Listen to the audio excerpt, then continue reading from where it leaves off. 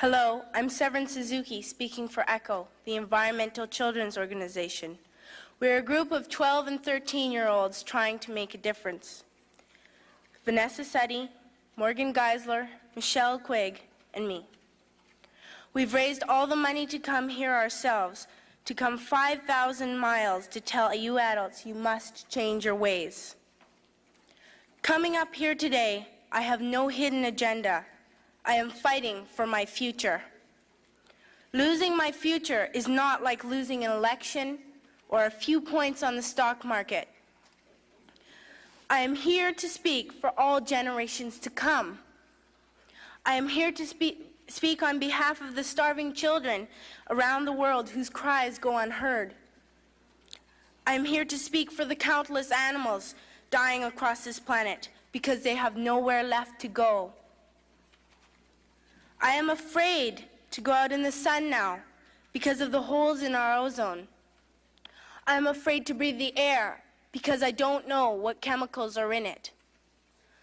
I used to go fishing in Vancouver, my home, with my dad until just a few years ago we found the fish full of cancers. And now we hear of animals and plants going extinct every day, vanishing forever. In my life, I have dreamt of seeing the great herds of wild animals, jungles and rainforests full of birds and butterflies. But now I wonder if they will even exist for my children to see. Did you have to worry of these things when you were my age? All this is happening before our eyes, and yet we act as if we have all the time we want and all the solutions. I'm only a child, and I don't have all the solutions. But I want you to realize, neither do you. You don't know how to fix the holes in our ozone layer. You don't know how to bring the salmon back up a dead stream. You don't know how to bring back an animal now extinct. And you can't bring back the forest that once grew where there is now a desert. If you don't know how to fix it, please stop breaking it. Here, you may be delegates of your government, business people, organizers, reporters, or politicians, but really, your mothers and fathers, sisters and brothers, aunts and uncles, and all of you are someone's child. I'm only a child, yet I know we are all part of a family. 5 billion strong. In fact, 30 million species strong. And borders and governments will never change that. I'm only a child, yet I know we are all in this together and should act as one single world towards one single goal. In my anger, I am not blind, and in my fear, I am not afraid of telling the world how I feel. In my country, we make so much waste. We buy and throw away, buy and throw away, buy and throw away, and yet northern countries will not share with the needy. Even when we have more than enough, we are afraid to share. We are afraid to let go of some of our wealth. In Canada, we live the privileged life with plenty of food, water, and shelter. We have watches, bicycles, computers, and television sets. The list could go on for 2 days. 2 days ago here in Brazil, we were shocked when we spent time with some children living on the streets. This is what one child told us. I wish I was rich. And if I were, I would give all the street children food, clothes, medicines, shelter, and love and affection. If a child on the streets who has nothing is willing to share, why are we who have everything still so greedy? I can't stop thinking that these are children my own age, that it makes a tremendous difference where you are born. That I could be one of those children living in the favelas of Rio. I could be a child starving in Somalia, or a victim of war in the Middle East, or a beggar in India.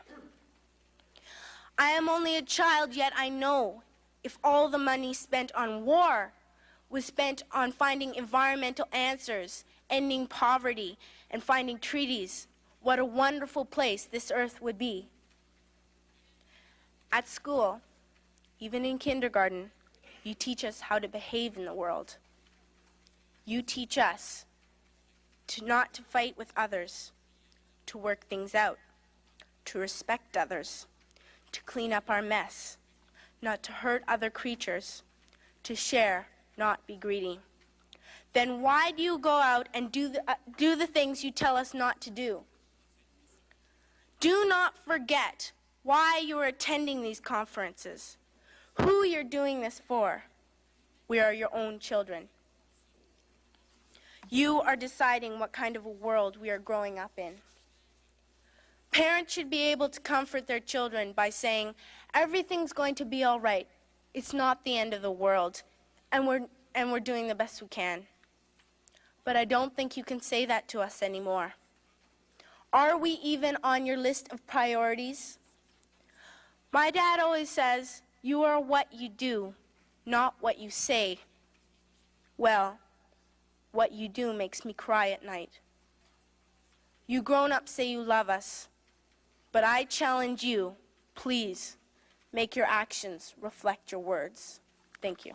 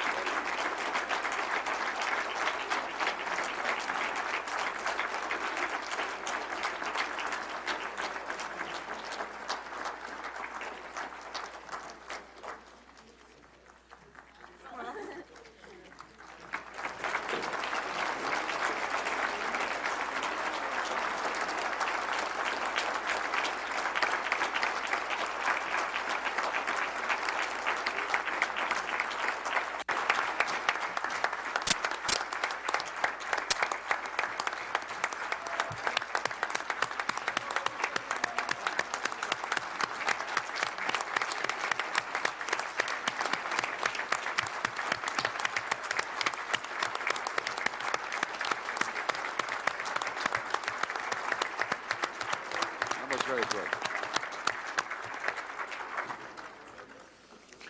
I would like to thank you, the four of you, for your participation in this conference and for reminding us that we are responsible for the world and for the future generations, and also for reminding us that we are responsible not only for our words but also for our actions. I am keenly aware that what the four of you have said to us makes us all feel, to make a quote of a Brazilian poet, that we all have two hands and the sentiment of the world. And I think this is what you have expressed.